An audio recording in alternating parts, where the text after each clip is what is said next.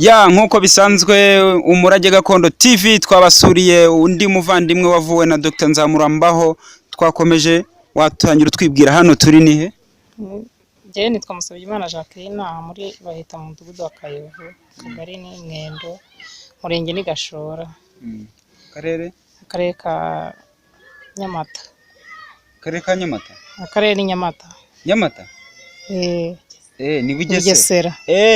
Okay, ni Bugesera. Watwibwiye ariko se Umurage Gakondo uwuzi iki? Umurage Gakondo Ngewe ubuhamya natanga Umurage Gakondo ngewe ntago mbizi kuko ubuhamya natanga bwo nubwo umugabo witwa Nzamurambaho wavuye umutware wanjye. Umugabo yamuvuye gute mu buhe buryo? Tubwiye. Urabona yararwaye igihe kirekire. Nk'igihe kingana iki?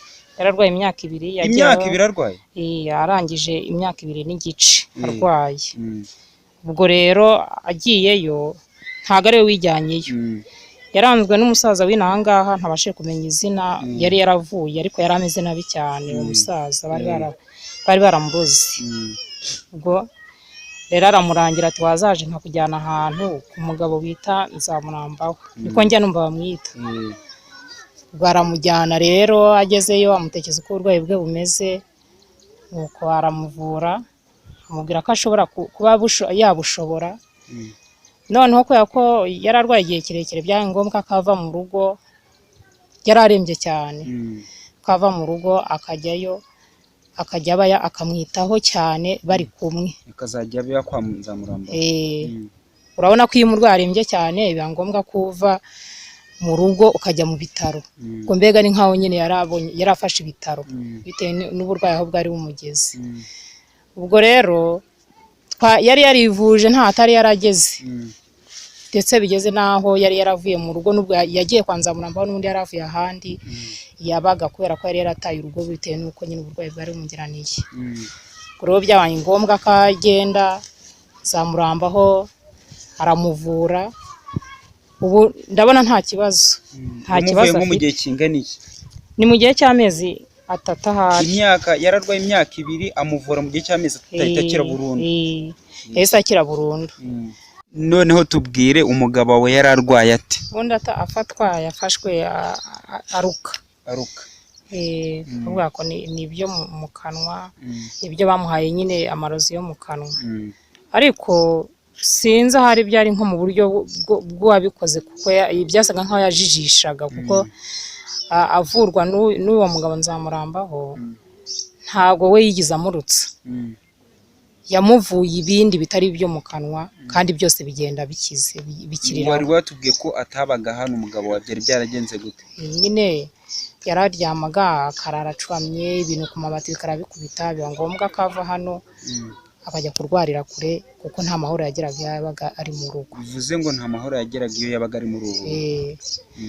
Ubwo rero amaze kumuvura twagiye inama yo kujya kumuhigura. Umuntu yakugiriye neza, nubwo bwose ibintu twari twarabitagaguje byarashize, ariko naho umuntu yabaga yagombaga no kwatanga, ariko umuntu akabona amahoro. Bivuze ngo ntago yajyamaga mu rugo akabura amahoro, yajya mu zindi ngo agatora amahoro, ibintu bikaza ku mabati. Yatoraga amahoro, ariko nubwo yatoraga amahoro atarajya kuri uriya, nubundi nta mahoro yari afite. Ariko agiye kwa Dr Nzamurambaho ubu ngo afite amahoro. Ubu niho yakiriye rwose. Ni ukuri Imana ntako atagize, Imana nashima ngewe ntako atagize, ni ukuri. Murakoze cyane. Murakoze.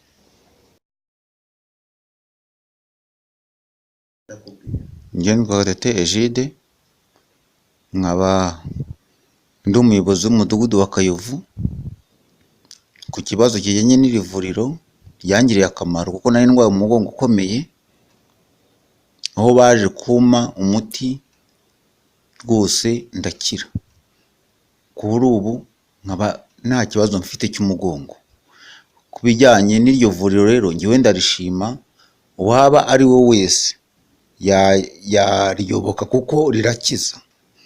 Ryaranyijije rwose pe. Umugongo nta kibazo mfite, ndasimba, ndataruka, nta n'ikibazo rwose mfite cy'umugongo.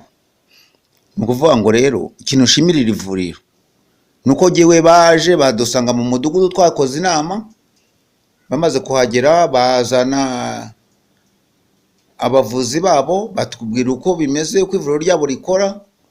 Boga narimbwaga cyane, ubwo nibwo nahise ngira gute, nahise nitabira kugira ngo bansuzume. Baransuzuma, ikibazo cy'umugongo nari mfite kiza kurangira.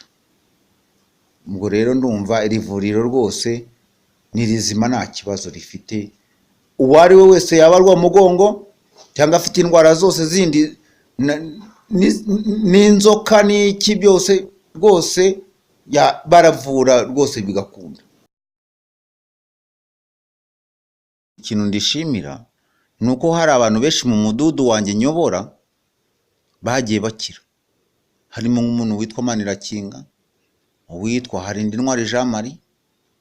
Abo bose ni abantu iri vuriro ryagiye rivura baragenda bakira. Hari n'undi muhungu nanone nawe wakize witwa Viseni, nawe yarakize. Ikiza kiri vuriro rero ndata uyu mwanya nkuko ari ivuriro rikora, buri muntu wese yakagombye kugira gute kuyoboka, kuko rifite agaciro kandi rirakora rwose, nta kibi cyaryo. Ahubwo buri muntu munyarwanda wese yakagombye kuriyoboka kugira ngo ubuzima bwe bugende neza.